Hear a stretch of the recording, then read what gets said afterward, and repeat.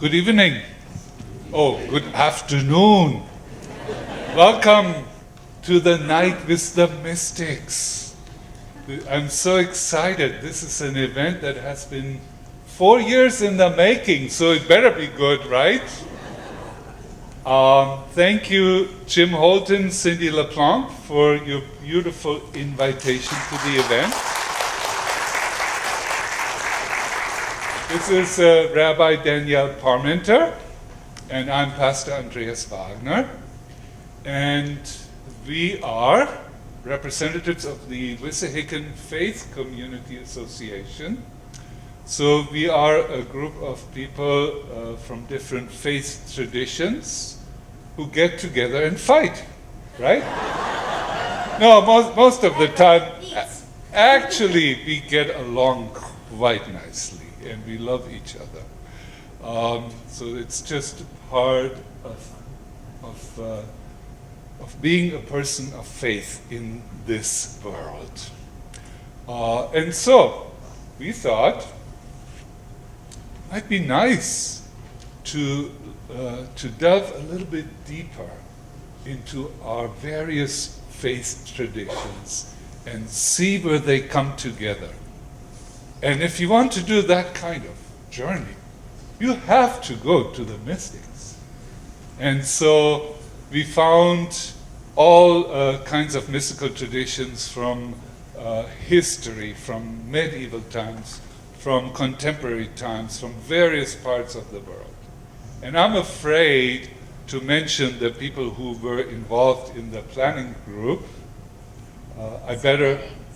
I better not mention them, because otherwise I'll forget someone. So, I see some of you. Thank you so much for your contributions.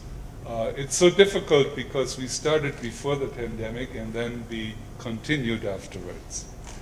But I don't want to take this microphone and speak the whole time. Danielle.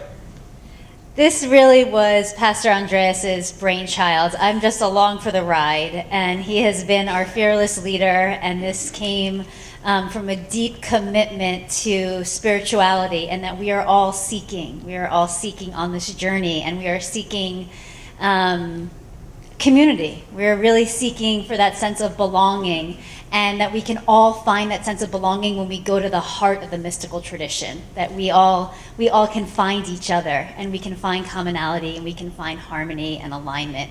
So may you experience this evening, may it bring you to the depths and to the heights of awakened consciousness. May you find that sense of home. Let the words and the music and the chants, let it all wash over you, and tap yourself on the back. You've showed up for your spiritual practice. It's not an easy thing to do, right? It's not an easy thing to do. So we're here, and we are going to have a great time. And just a heartfelt thank you to Pastor Andreas.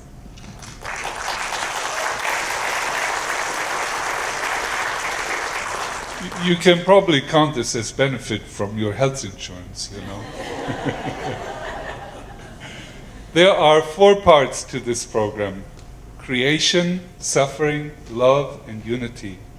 And each of those parts will be introduced by an interactive chanting led by Rabbi Erika Steelman. We are so happy that you're part of this program, Erika. She's from the Horsham Center of Jewish Life.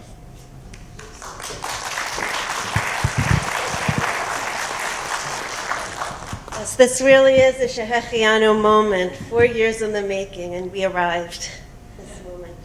So I'm just going to say a few words about chanting, and then I'm going to pull up a chair and sit down, because this is the first time that I've led a chanting in front of an audience. Usually we sit in a circle. It's energy work. We create a container. And we come as individuals that we're going to go on our own journey, but we together create this energy. And so I'm going to say in a moment what the chant we're going to do in a moment is, but just a few words about these chants. So they're all, the music and they've all been composed by Rabbi Shefa Gold, who's one of my teachers, and Cosmic Blessing, one of my relatives. And she has gone into the Jewish texts, Old Testament, liturgy, so ancient texts, and she takes out phrases and sits with them and then composes the music. And the idea is we will repeat the phrases over and over again. We're not auditioning for Broadway. We are coming to open our hearts, and we're coming to go on a journey. So where we are now is not going to be where we are when we complete the chant. And after the chant, there's a moment of silence. So we'll chant, I'll say one more time, so you don't have to worry about singing with everyone else being quiet. I'll say one more time, then we'll have a little bit of silence, and then I'll just go off the stage. So this first chant for creation comes from Bereshit, from the book of Genesis, and it's very close to the beginning, the second verse. And it's this very powerful verse that says, the Nahar, a river, Yotze me Eden, comes forth from Eden, the Garden of Eden, the Hashkot, to water et Hagan, the garden. I think of this as within each of us, we have that source, we have that river flowing. We're all connected through the same source, and it flows through all of us. And part of the mystical spiritual tradition is to find ways to tap into that source that's deep within us. And what may unlock it for me may be different from what unlocks it for you. I think music is a very user-friendly tool for getting to that inner source. But so that's one of my thinkings for this chant, that we all are connected through this river that comes from perfection, from paradise, from the Garden of Eden. And it nourishes us, and it continues to flow. Energy is flow. And just incidentally, this verse apparently is a very important verse in Kabbalah, the Jewish mystical tradition, which Rabbi Danielle knows a lot about. But I think that's where I'm going to stop for now. So please join in. You can use your bodies as instruments. I invite everyone to join me first in stretching to open ourselves up. Take a deep breath in. Exhale. If you choose to close your eyes during the chant, that's all good. Okay. Let's see.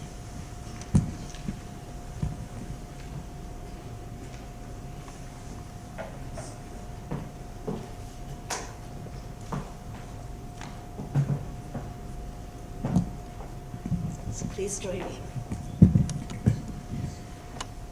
V'nahar yotzeh me'eden lehashkot et hagan. V'nahar yotzeh me'eden lehashkot et hagan. V'nahar yotzeh me'eden lehashkot et hagan.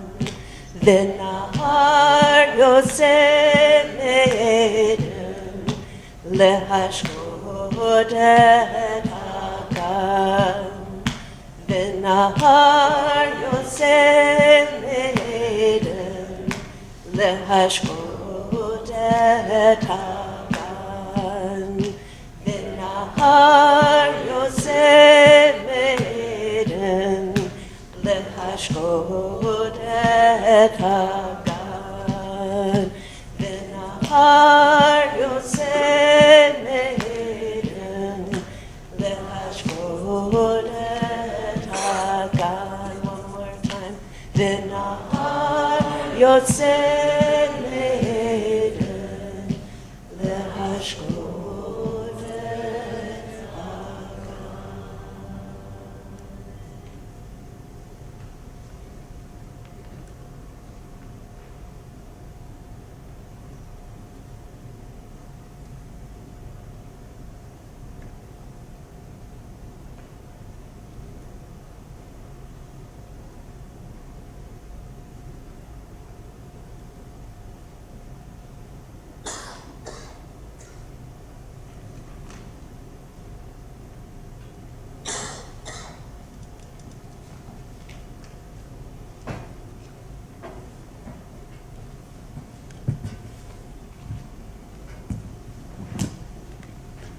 Our first reading quotes the opening chapter of the Zohar, the preeminent Jewish mystical text, thought by scholars to be written in 13th century Spain. This text imaginatively describes not only the miraculous beginning of creation, but divinity itself. The initial stirrings of God's will to burst forth can be likened to poetry in motion as the one becomes many. Likewise, the Christian mystic Hildegard von Bingen speaks to the perpetual dynamic source of all, palpably present yet shrouded in mystery.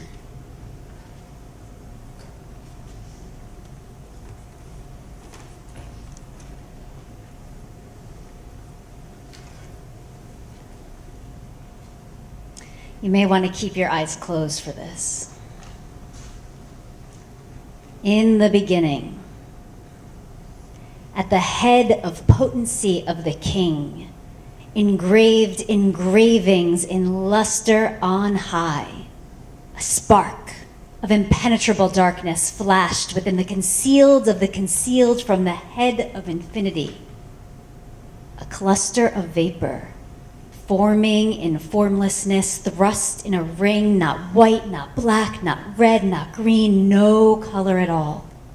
As a chord surveyed, it yielded radiant colors. Deep within the spark gushed a flow, splaying colors below, concealed within the concealed of the mystery of Ein Sof, the mystery of eternity. It split and yet did not split its aura, was not known at all, until under the impact of splitting, a single concealed supernal point shone. Beyond that point, nothing is known. So it is called beginning, first command of all.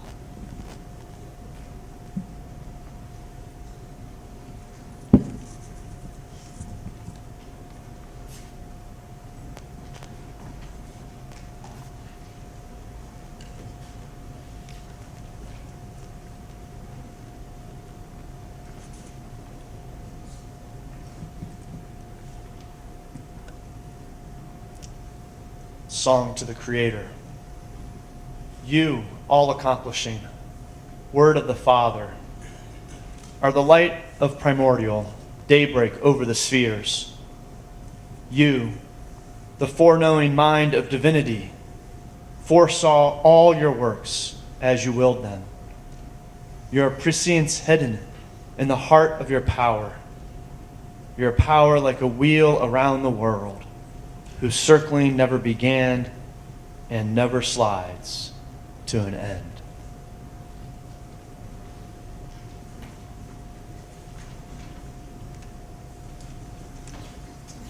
I'd like to introduce our vocal ensemble. It was supposed to be a trio. It is a duo. It is Luna D'Antagnan and Alyssa Kerr.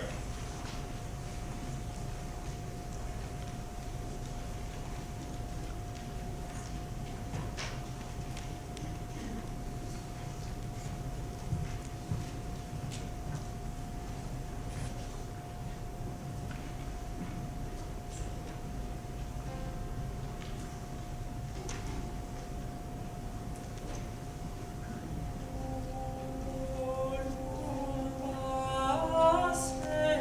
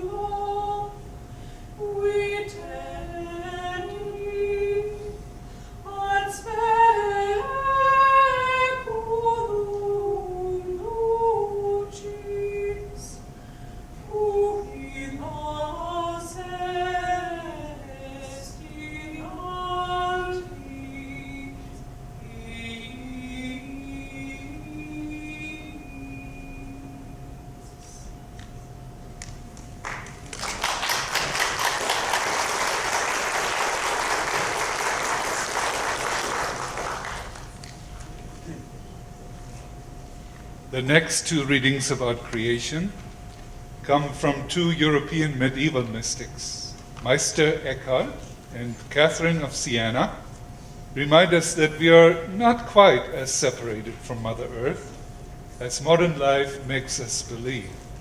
In fact, we may rediscover ourselves and our purpose when we break through the subject-object barrier and humbly accept that we are part of creation.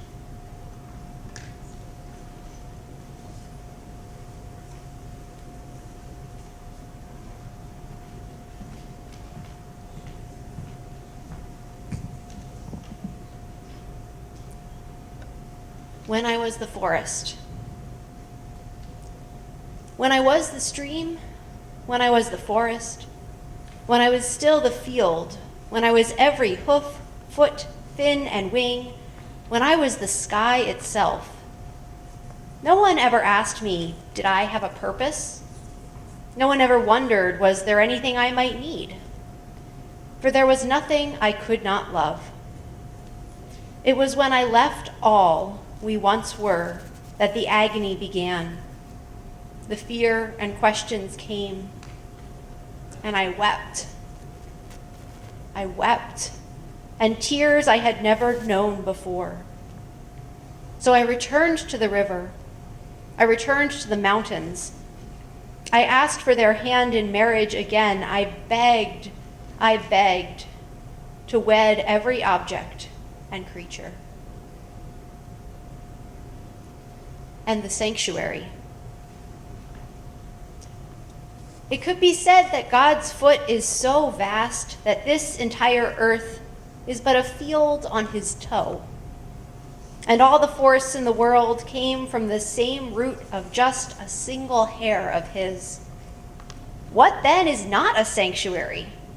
Where then can I not kneel and pray at a shrine made holy by his presence?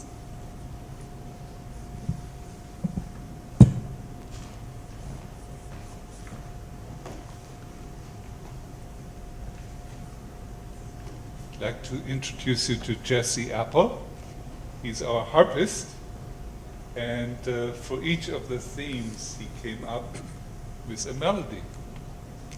Thank you, Jesse.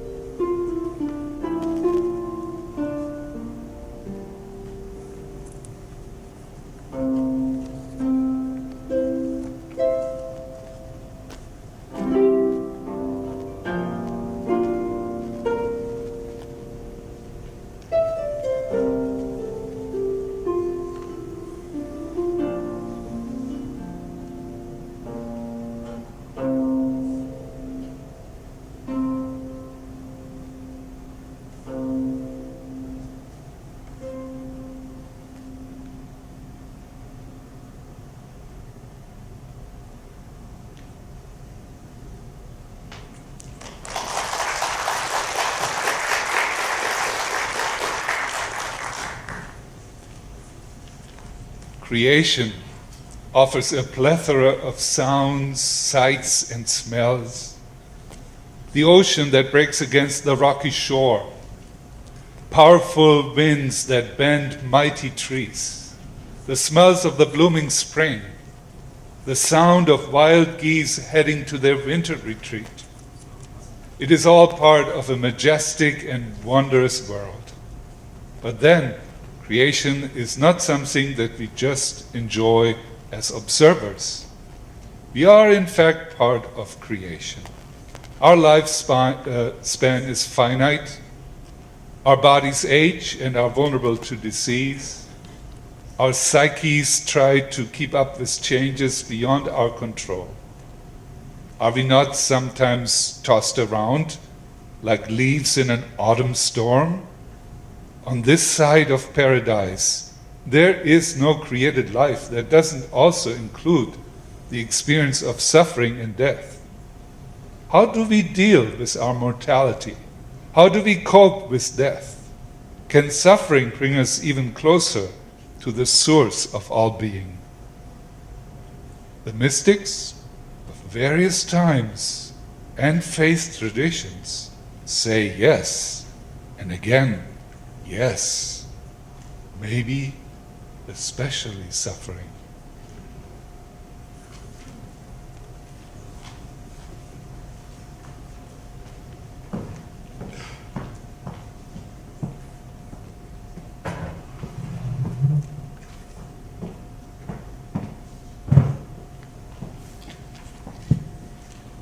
So now you all know the drill. We're going to repeat a phrase, and then there'll be silence.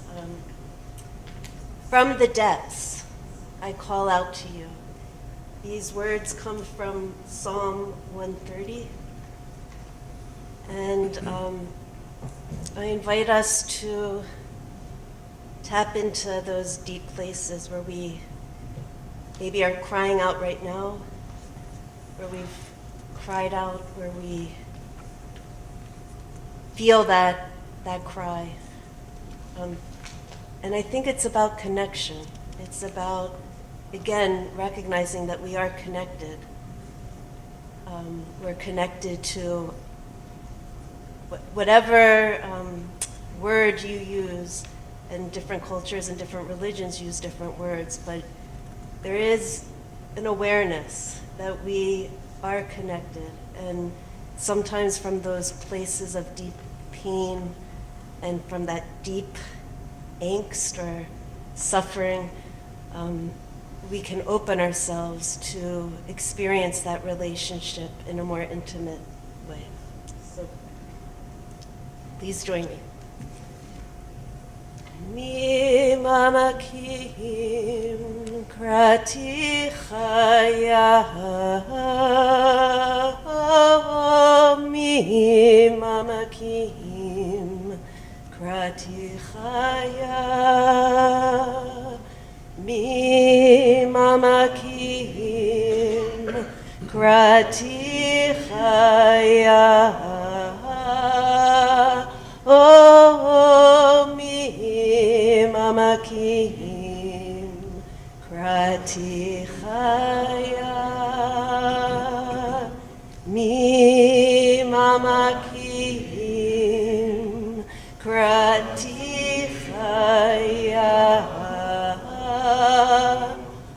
oh mi mamakim krati chaya, mi mamakim krati chaya, oh mi mamakim krati chaya, mi mamakim krati chaya, oh mi mamakim krati chaya, mi mamakim krati chaya, oh mi mamakim krati chaya, mi mamakim krati chaya, oh mi mamakim krati chaya. One more time. Mi mamakim Krati chaya mimakim. Krati chaya. Let's breathe in. Feel that energy. Notice inside.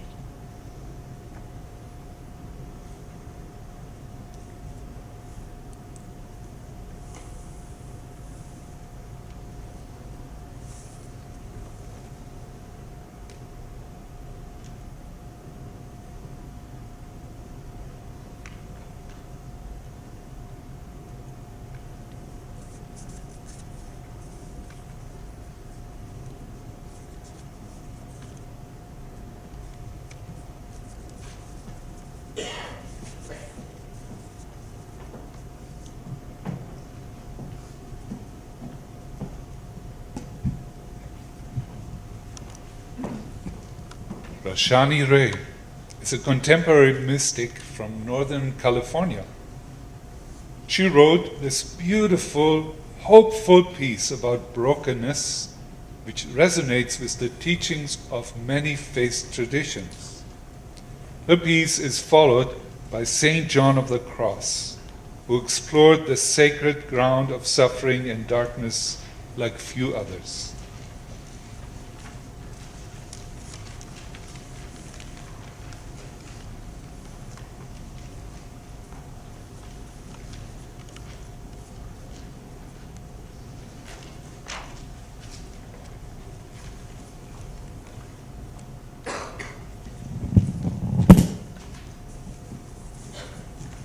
The unbroken. There is a brokenness out of which comes the unbroken, a shatteredness out of which blooms the unshatterable. There is a sorrow beyond all grief that leads to joy, and a fragility out of whose depths emerges strength. There is a hollow space too vast for words, through which we pass with each loss, out of whose darkness we are sanctioned into being. There is a cry deeper than all sound, whose serrated edges cut the heart as we break open, to the place inside which is unbreakable and whole, while learning to sing.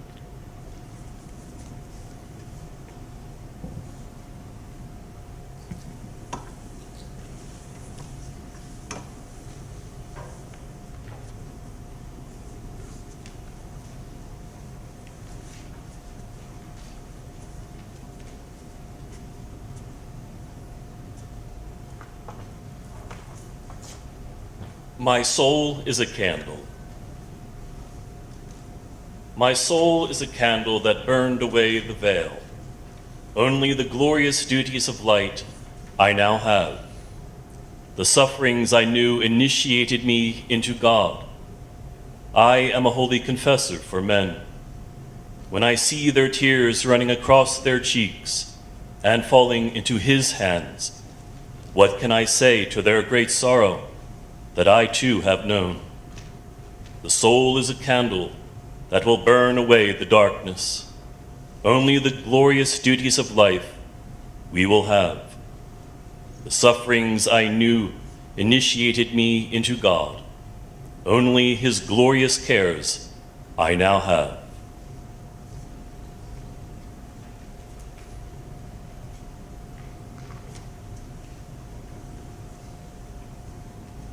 We have a master flutist with us, Cindy Le Blanc.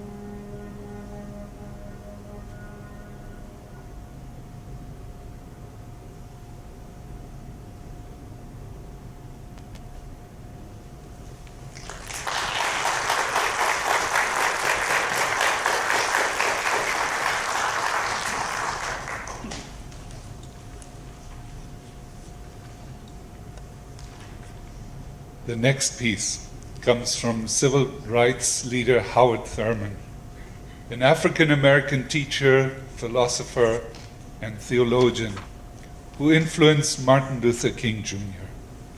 Listen to this passionate and deep probing interpretation of Psalm 139. Does it not resonate with our times? Does it not pierce our hearts? The text is followed by the musings of 13th century Persian poet Rumi about the spiritual meaning of suffering and death. This next reading will be read by Pastor Charles Kwan.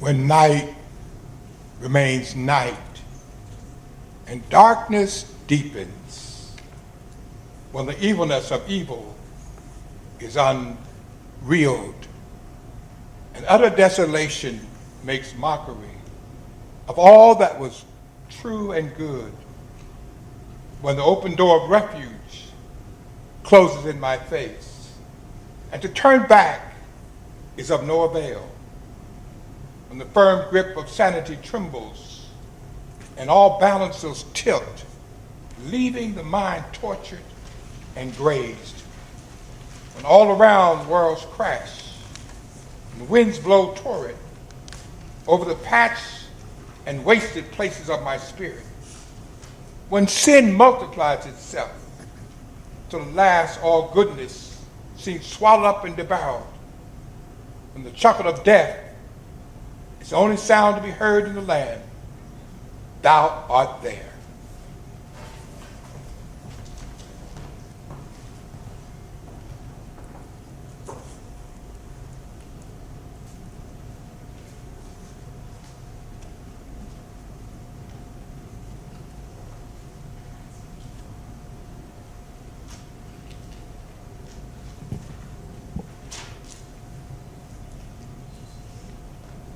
Now die to yourself. You've endured many terrible griefs, but you're still under a veil, because dying to yourself is the fundamental principle, and you haven't adhered to it. Your suffering cannot end before this death is complete. You cannot reach the roof before climbing up the ladder. How could you ever experience your boat's total shipwreck before you've loaded it with the final weight? This final weight's essential. It's a star that summons night, and it shipwrecks the boat of error. When your boat of self-consciousness is finally broken and sunk, it becomes like a sun flooding a cloudless sky. Since you're not dead yet, however, your anguish goes on and on. O candle of Taraz, die at dawn. The sun of this universe is hidden until all the stars are hidden. You cannot come to know God but by denying what opposes him. You want reality unmasked? Choose death, not the death that drags you to the tomb, the death that is a transmutation, so you at last change into the light.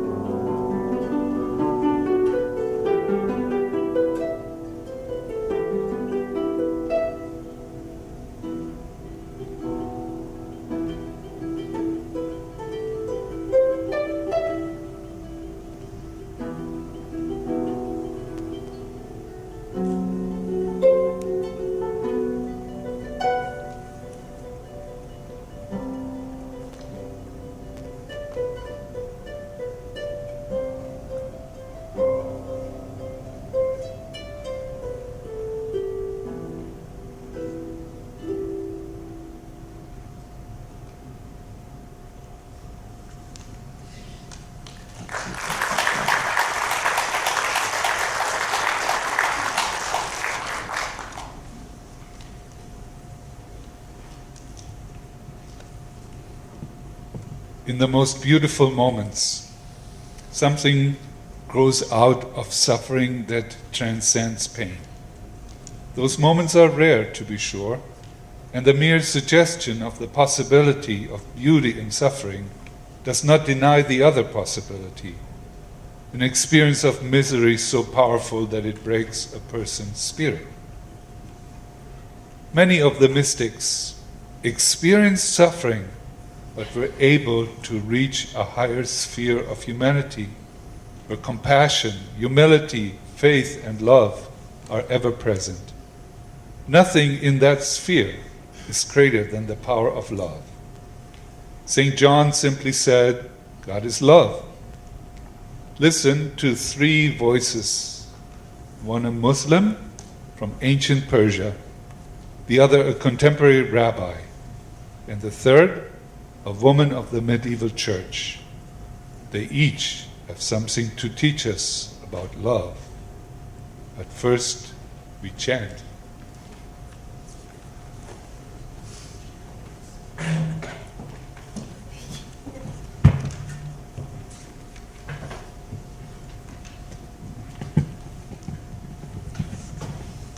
So the contemporary rabbi, Shepha Bull, takes the text that we're about to chant from an ancient source, the Song of Songs.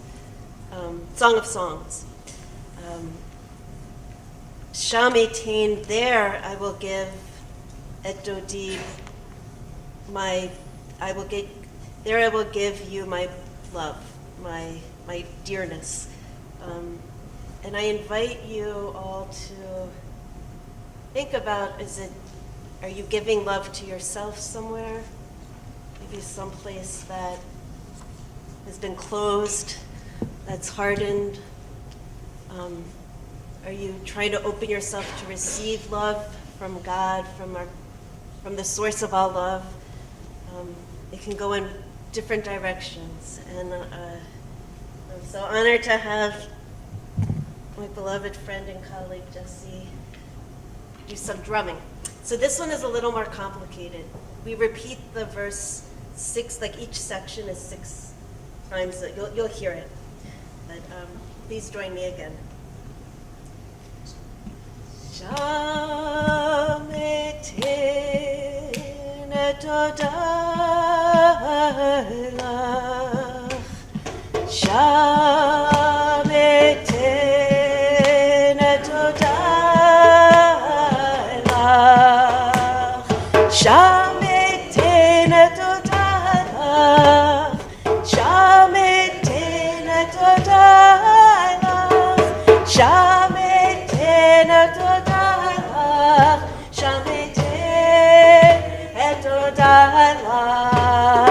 Shametin etodalach, Shametin etodalach, Shametin etodalach, Shametin etodalach, Shametin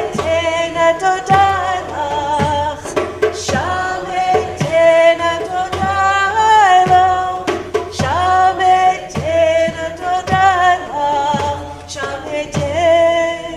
etodalach, Shametin etodalach, Shametin etodalach, Shametin etodalach,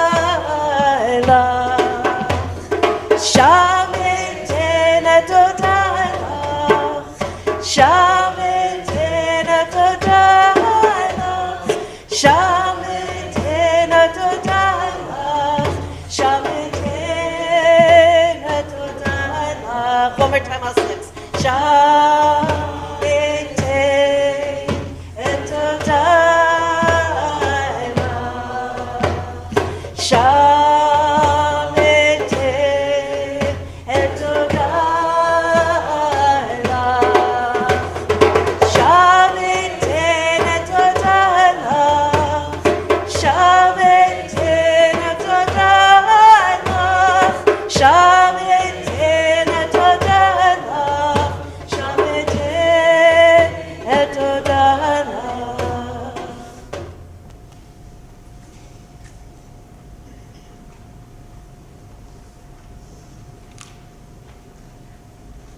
massage that love in. But keep your heart open to give it.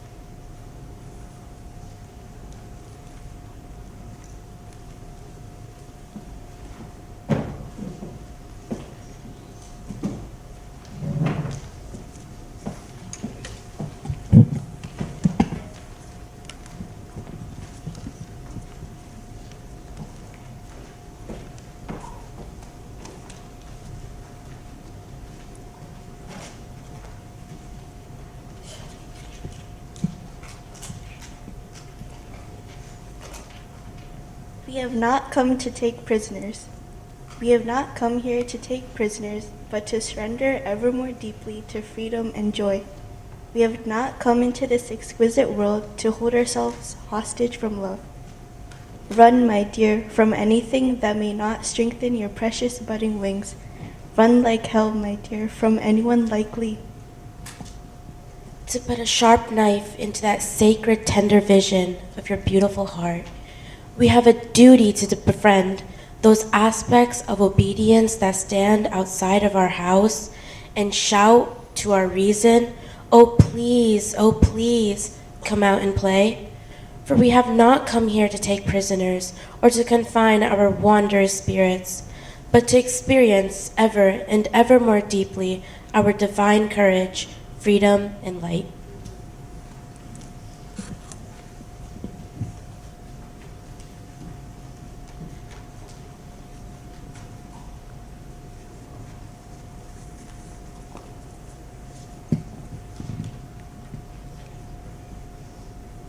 What is a great love?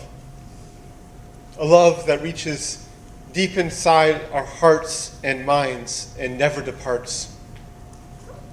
An expanding, continually surpassing compassion that flows toward and within us. Those who came before us were blessed to learn how it truly is. So may we have the merit to be open to this learning. May we know that we are held in an embrace of infinite kindness. May we become still enough to hear, still enough to get clear, still enough to know suffering and its release. May we embody this wisdom. May it shine from our eyes as the love that it is. May our minds and hearts be unified to behold with love and with wonder that which is ever becoming.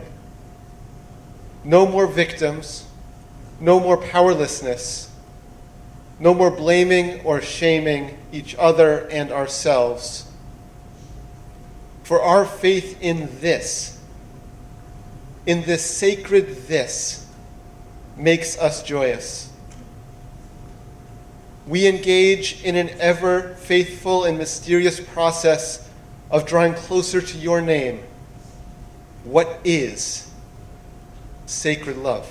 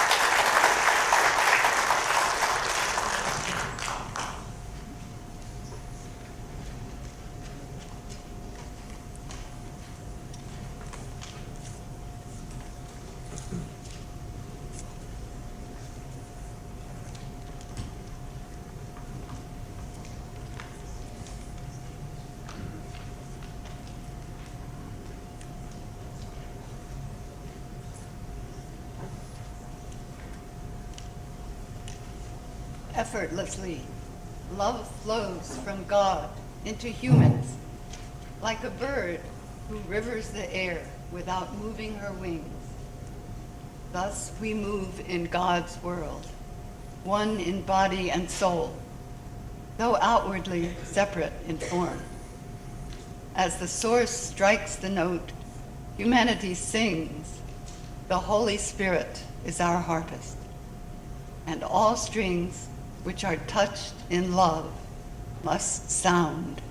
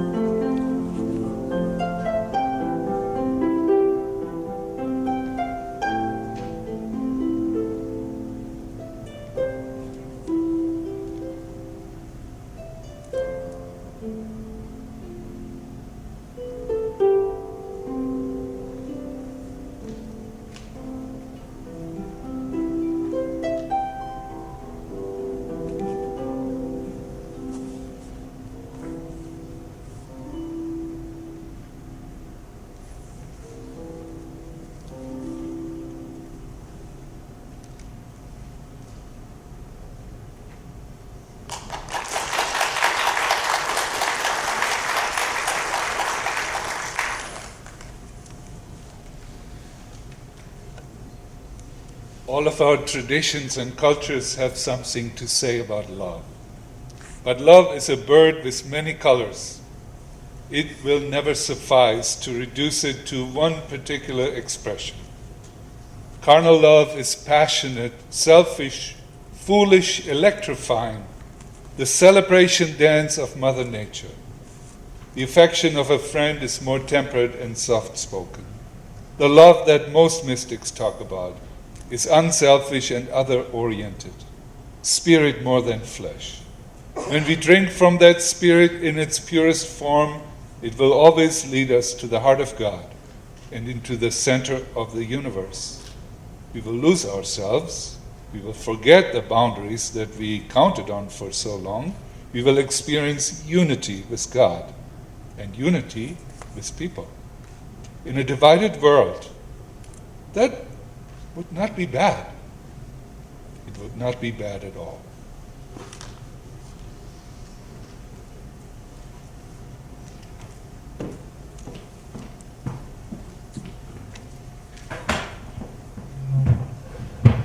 So we return to where we began. And I think it's also an acknowledgement that beginnings and ends are arbitrary. And where we begin and where we end is also up for, there are many, many answers to that. So we're going to return to those words from the book of Genesis. Please join me. V'nahar yotzei me'eden lehashkot et hagan. V'nahar yotzei me'eden lehashkot et hagan. ונהר יוצא מעדן להשקות את הגן. ונהר יוצא מעדן להשקות את הגן. ונהר יוצא מעדן להשקות את הגן. ונהר יוצא מעדן להשקות את הגן. ונהר יוצא מעדן להשקות את הגן. ונהר יוצא מעדן להשקות את הגן. ונהר יוצא מעדן להשקות את הגן. ונהר יוצא מעדן להשקות את הגן. One more time. ונהר יוצא מעדן להשקות את הגן.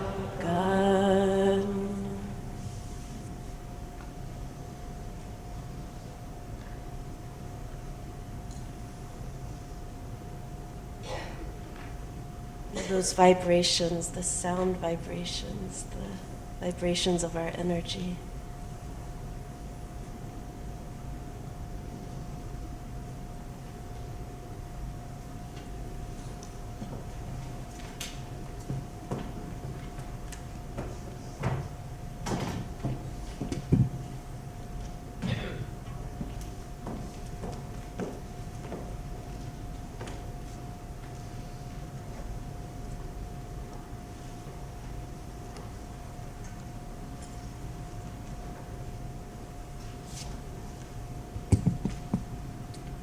Unity.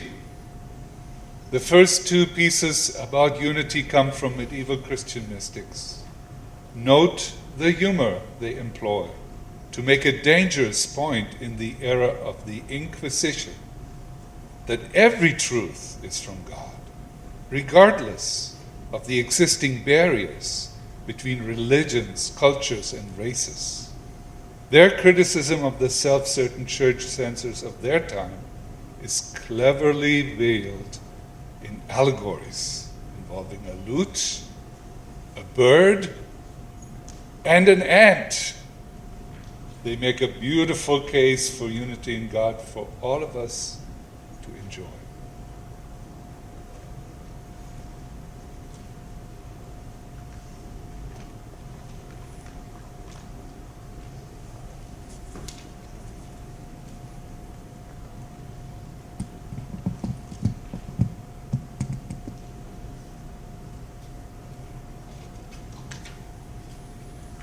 On behalf of love. Every truth, without exception, no matter who makes it, is from God. If a bird got accused of singing too early in the morning, if a lute began to magically play on its own in the square, and the enchanting sounds it made drove a pair of young lovers into a wild public display of passion, if this lute and bird then got called before the Inquisition and their lives were literally at stake, could not God walk up and say before the court, "All acts of beauty are mine. All happen on the behalf of love"? And while God was there, testifying for our heart's desires, hopefully the judge would be astute enough to brave a question that could go, "Dear God, you say all acts of beauty are yours? Surely we can believe that. But what of all actions we see in this world? For is there any force in existence greater than the power of your omnipresent hand? And God might have responded, I like that question, adding, may I ask you one as well? And then God would say, have you ever been in a conversation when children entered the room and you then ceased speaking because your wisdom knew they were not old enough to benefit, to understand?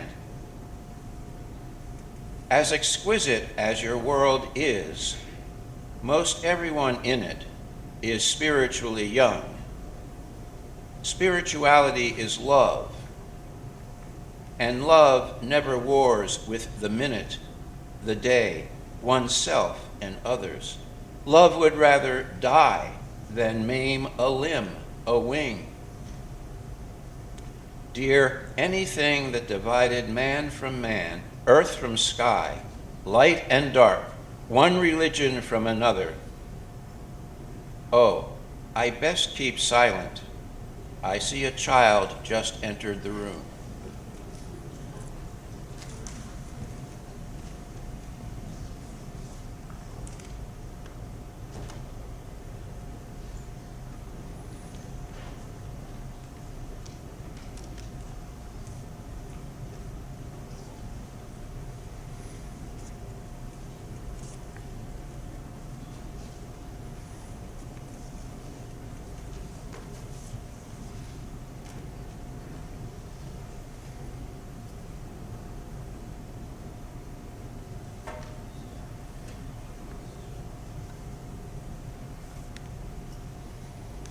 How then can we argue?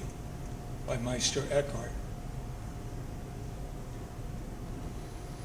Having lunch in the field one day, I troubled an ant with some questions. I asked him humbly, have you ever been to Paris? And he replied, no, but I wouldn't mind going. And then asked me if I had ever been to a famous ant city.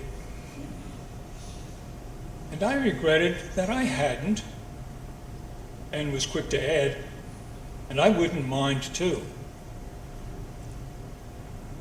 This led to a conclusion.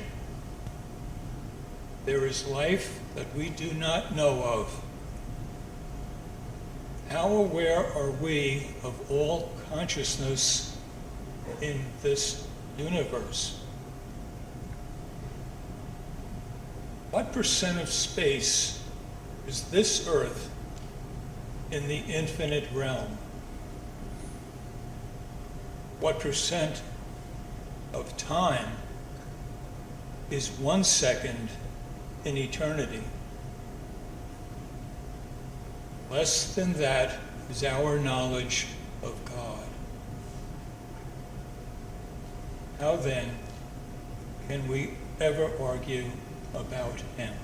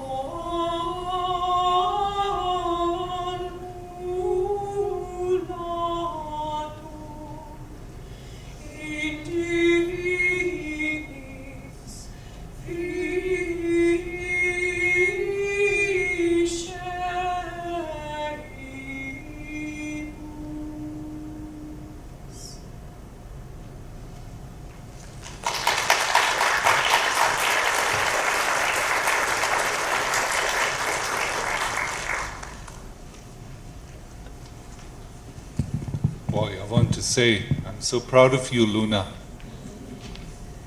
I saw her grow up.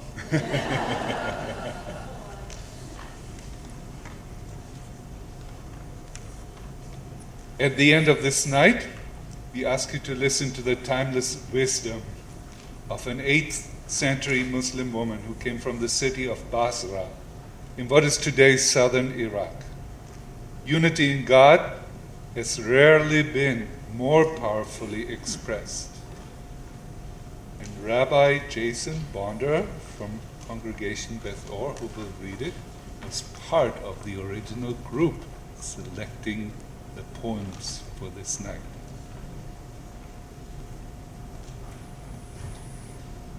In my soul. In my soul there is a temple, a shrine, a mosque, a church where I kneel.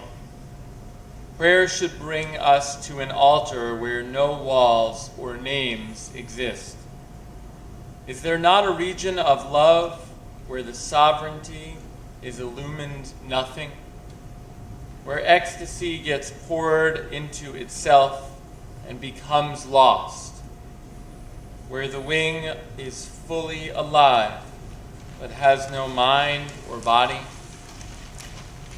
In my soul there is a temple, a shrine, a mosque, a church that dissolve. They dissolve in God.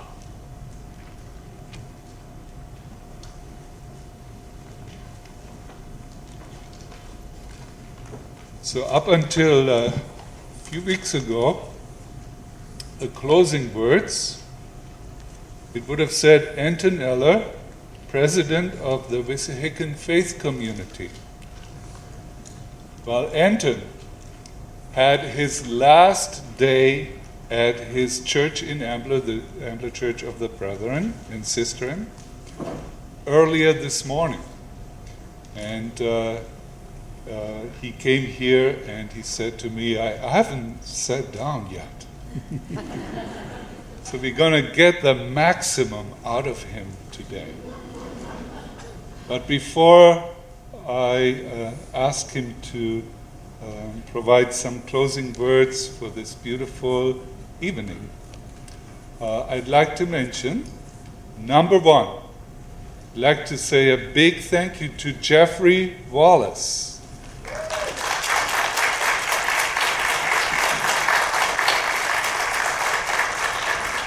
He is our man at Gwynedd Mercy University, and we are so grateful for their hospitality and allowing us to use this auditorium today.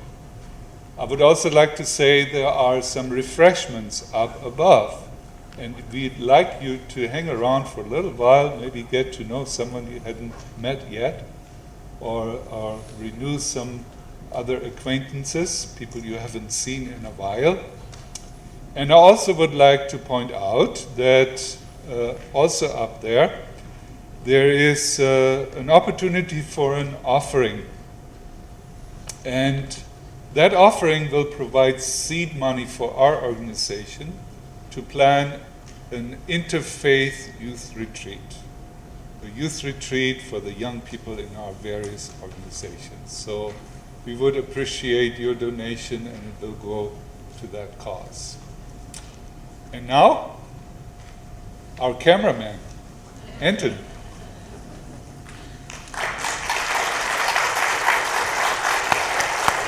I should also say that when he became president of the Wissahickon Faith Community, he was tricked. They never told him that there was a 2-year term. And so he went on and on and on, and did a marvelous job. He was so good that we never bothered to ask anyone else. And we finally told him when he retired.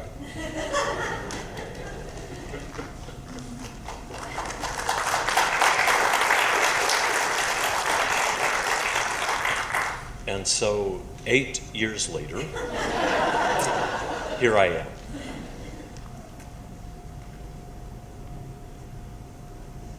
A more modern mystic wrote these words: "There is no way to peace. Peace is the way." By coming together from different traditions, different faiths, sometimes very different experiences of life, this is how we bless each other and make peace. And so the seed money for what we hope will be a youth retreat is so we can bring the next generation into this same feeling, so that we can share the riches that we have experienced today with those others that come after us. But the important thing is not your donations, it's your being here. Thank you. Thank you for participating, for sharing your stories, for sharing your music, which was just amazingly marvelous. But you have enriched our lives, and we all got to chant and participate. So I can't say go in peace, because we're not going to peace or with peace. Peace is the way. We are peace. May you be peace as you continue to go out into this world. Amen.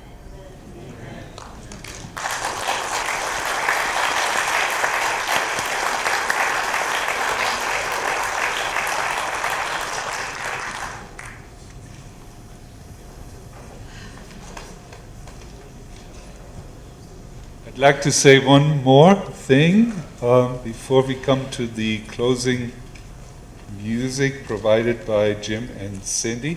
I'd like you to take a look at the programs, take them home, because if you're like me, some of the poems, well, a little deeper, you know. You can read them again and again and get something out of it. But also, in the back of the program, there are the various, or some of the various organizations that participate in the Wissahickon Faith Community.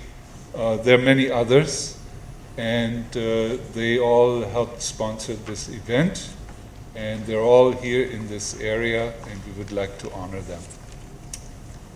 Thank you, Cindy and Jim.